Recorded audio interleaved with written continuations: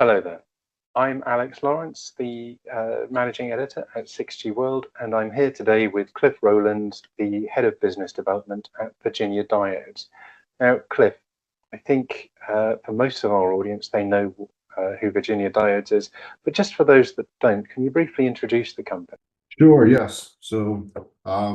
Yeah, my name is Cliff Rowland. I'm the VP of Business Development at Virginia Diodes. I've been with the company for about 16 years now. And what we do at Virginia Diodes is we produce high frequency test and measurement solutions. And by high frequency, I mean generally from 50 gigahertz all the way up through terahertz. And so there's a lot of different applications for these type of devices.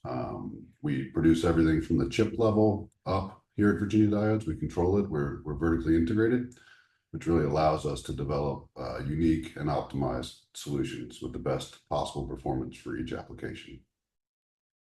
Now, a company like yours has to look further ahead than the bulk of the market. So, can I ask what you're seeing today and how you see the market evolving? Sure, yes. So when Virginia Diodes started doing test and measurement solutions, so these are extension modules that we produce that extend the capabilities of, say, a microwave network analyzer or signal generator or signal analyzers. So we produce modules that take that capability of, say less than 20 gigahertz, and we extend that up in frequency to hundreds of gigahertz. And so when we started producing those about 12 years ago, with the network analyzer extension modules, the customers were very early on in their development of devices. And so they were after very basic sort of measurement capabilities. So basic two-port S parameter measurements, things like that. And what we've seen more recently, is, I would say over the last 5 years, is sort of that next level of measurement requirements coming in from our customers. And so, they're not happy with just very basic S parameter measurements anymore, or signal analysis or generation. What they're really looking for are more complicated, more sophisticated measurements. And so we're developing a lot of new solutions to answer that need from our customers. And there's a lot of different ways that goes. There's things like IP3 and TOI measurements that are being required. So we're developing new hardware that's capable of that. There's a lot of work now on noise figure measurements. And so as people are developing more sophisticated receivers, they're very interested in understanding the sensitivity or the noise figure of their devices. So we're developing noise sources and optimized down converters for noise figure measurements. We're seeing, particularly from the radar world, we're seeing a need for higher level phase noise measurements. And so we've developed some new solutions that allow very sensitive phase noise measurements, and that's mainly in a radar application. And we do that through a correlation type of technique, a dual receiver correlation type of technique. And we're also looking at some very next level modulated signal solutions. And so we've been working closely with our partners over at Keysight to develop what they call a VCA technology. That's a vector component analyzer that's capable of a combination of network analysis and modulated signal analysis that allows a very well calibrated modulated signal to be delivered to a device under test. And so we've developed some new solutions for that as well. So yeah, we're seeing a lot of increases in the requirements from our customers, and we're seeing a broadening of the customer base from an academic or a scientific sort of route. That's our root customer base is academic and science-based customers, and we're seeing that expand into a more corporate research environment as well. Now, millimeter wave is out there today in commercial environments, such as fixed wireless access, dense urban environments, that kind of thing. Meanwhile, terahertz is still very much in the research phase.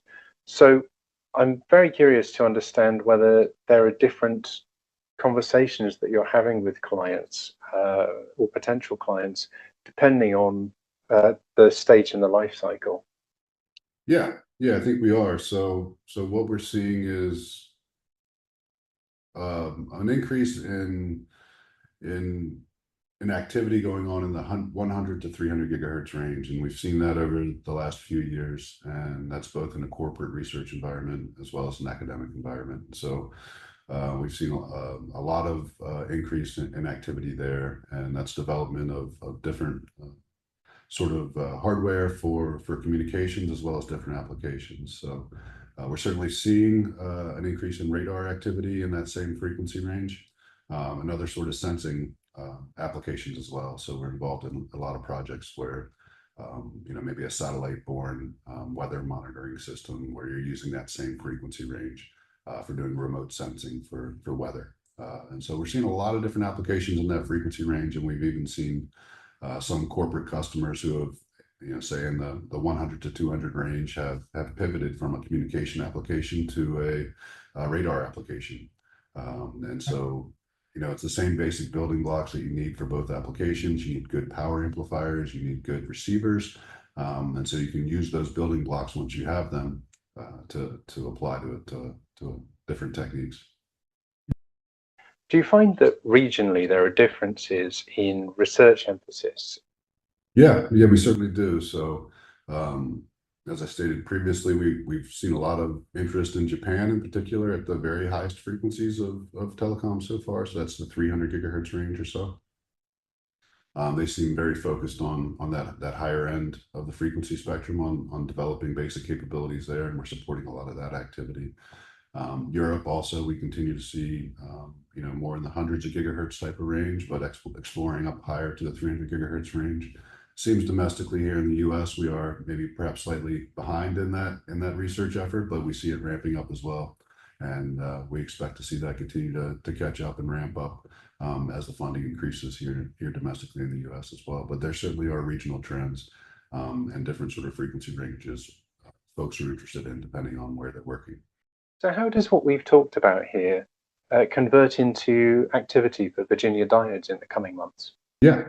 So we've been, as I stated earlier, we've been putting a lot of work into developing new measurement solutions and capabilities, and we're responding to customer demand there. And we've been rolling those out through various trade shows and exhibitions, and we'll continue to do so. So we had IMS 2024 in Washington, D.C. back in June, which was a great show for us.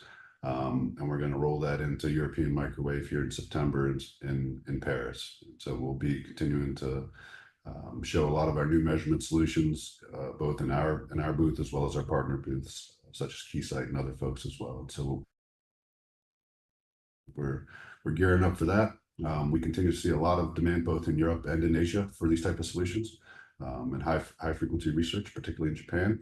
And so we'll continue to support those and come up with new solutions and introduce those to folks out at the trade shows and exhibitions. That's really our main marketing sort of efforts there, is to get directly involved with the researchers at the microwave conferences. So we'll continue to roll those out.